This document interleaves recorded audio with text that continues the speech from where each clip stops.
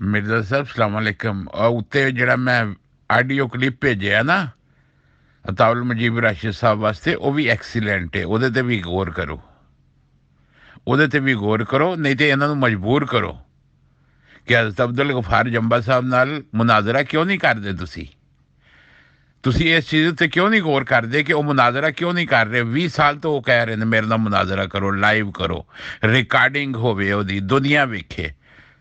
ਉਹ ਸਮਝੋ ਮਿਰਜ਼ਾ ਸਾਹਿਬ, ਸਮਝੋ, ਦਾਲ ਕਾਲੀ ਨਹੀਂ, ਦਾਲ ਸਾਰੀ ਦੀ ਸਾਰੀ ਕਾਲੀ ਹੈ। ਦਾਲ 'ਚ ਕੁਛ ਕਾਲਾ ਨਹੀਂ ਹੈ, ਦਾਲ ਪੂਰੀ ਦੀ ਪੂਰੀ ਕਾਲੀ ਹੈ।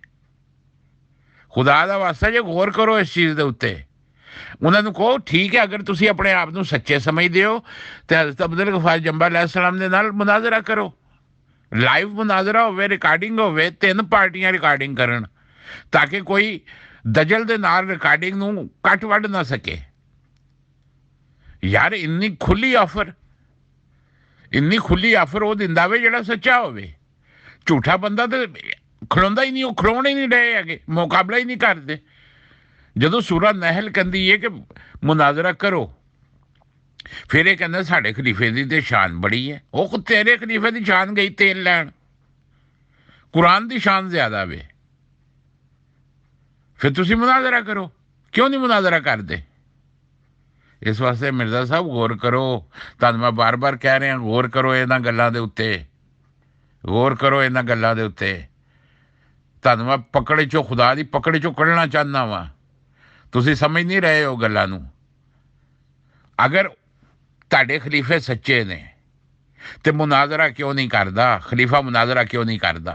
ਆਪਣੇ ਨਾਲ 3 ਮੁਰੱਬੀ ਬਿਠਾ ਲਵੇ, ਮੁਨਾਜ਼ਰਾ ਕਰ ਲਵੇ, ਗੱਲ ਖਤਮ ਹੋ ਜਾਏਗੀ। ਲਾਈਵ ਪ੍ਰੋਗਰਾਮ ਕਰ ਲੈਂਦੇ ਆ, ਰਿਕਾਰਡਿੰਗ ਕਰ ਲਾਂਗੇ, ਖਰਚਾ ਵੀ ਚਲੋ ਅਸੀਂ ਦੇ ਦਿੰਦੇ ਆ, ਖਰਚਾ ਵੀ ਅਸੀਂ ਦੇ ਦਿੰਦੇ ਆ। ਹਜ਼ਰਤ ਜੰਬਾ अलैहिस्सलाम ਦੇ ਬੰਦੇ, ਉਹਨਾਂ ਦੀ ਜਮਾਤ, ਅਸੀਂ ਖਰਚਾ ਪੇ ਕਰਨੇ ਆ।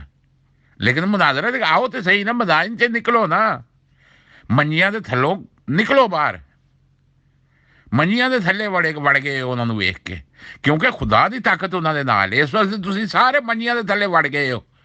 ਤੁਹਾਨੂੰ ਮੈਂ ਗੈਰਤ ਦਿਵਾ ਰਿਹਾ ਵਾਂ ਇੰਨੇ ਅਰਸੇ ਤੋਂ, ਤੁਹਾਨੂੰ ਗੈਰਤ ਨਹੀਂ ਆ ਰਹੀ।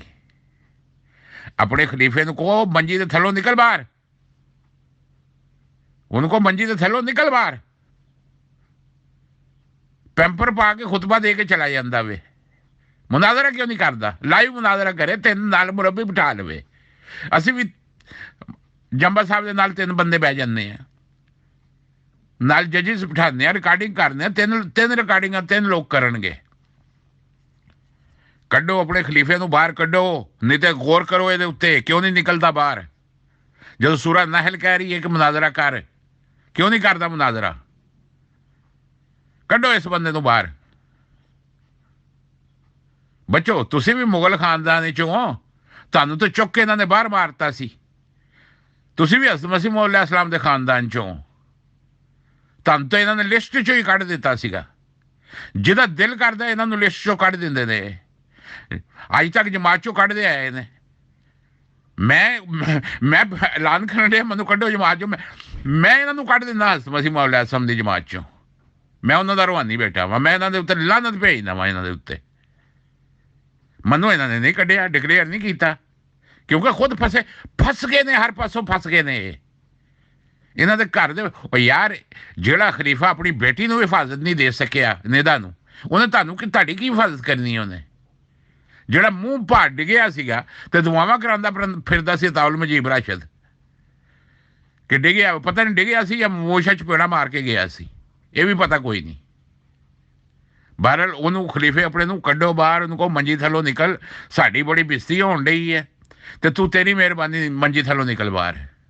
ਕਿਉਂ ਲੁੱਕ ਗਿਆ ਮੈਂ? ਉਹ ਖੁਦਾ ਦਾ, ਉਹ ਹਜ਼ਰਤ ਮਸੀਹ ਮੌਊਦ अलैहिस्सलाम ਨੂੰ ਇਲਹਾਮ ਹੋਇਆ ਸੀ, ਲੋग आए और दावे कर बैठे। शेर खुदा आया, शेर खुदा ने उनको पकड़ा और शेर खुदा ने फतह पाई। ਕਿਹੜੇ ਲੋਕ ਆਏ ਦਾਅਵੇ ਕਰ ਬੈਠੇ? 1914 ਦੇ ਵਿੱਚ ਲੋਕਾਂ ਨੇ ਕਹਿਣਾ ਸ਼ੁਰੂ ਕਰਤਾ ਤੂੰ ਮੁਸਲਿਮ ਮਊਦ ਹੈ, ਤੂੰ ਮੁਸਲਿਮ ਮਊਦ ਹੈ। ਲੋਕ ਆਏ, ਦਾਵਾ ਕਰ ਬੈਠੇ, ਦਾਅਵੇ ਕਰ ਬੈਠੇ। ਸ਼ੇਰੇ ਖੁਦਾ ਆਇਆ, ਸ਼ੇਰੇ ਖੁਦਾ ਨੇ ਫਤਹ ਪਾਈ। ਹਜ਼ਰਤ ਜੰਬਾ अलैहिस्सलाम ਆਏ, ਉਹਨਾਂ ਨੇ ਫਤਹ ਪਾਈ। ਸਾਰੇ ਮੰਜੀਆਂ ਥੱਲੇ ਵੜ ਗਏ ਨੇ। ਕੱਢੋ ਇਹਨਾਂ ਨੂੰ ਬਾਹਰ, ਗੈਰਤ ਕਰੋ, ਗੈਰਤ ਦਵਾਓ ਇਹਨਾਂ ਨੂੰ। ਚੰਦੇ ਨਾ ਦਿਓ ਇਹਨਾਂ ਨੂੰ ਕਹੋ ਪਹਿਲੇ ਮੁਨਾਜ਼ਰਾ ਕਰੋ, ਫਿਰ ਚੰਦੇ ਲਓ ਸਾਡੇ ਕੋਲ। Simple easy. ਤੁਹਾਨੂੰ ਨਹੀਂ ਇਹਨਾਂ ਨੇ ਚੁੱਕ ਕੇ ਮੁਗਲ ਖਾਨਦਾਨ ਚੋਂ ਬਾਹਰ ਮਾਰਿਆ, ਤੁਸੀਂ ਵੀ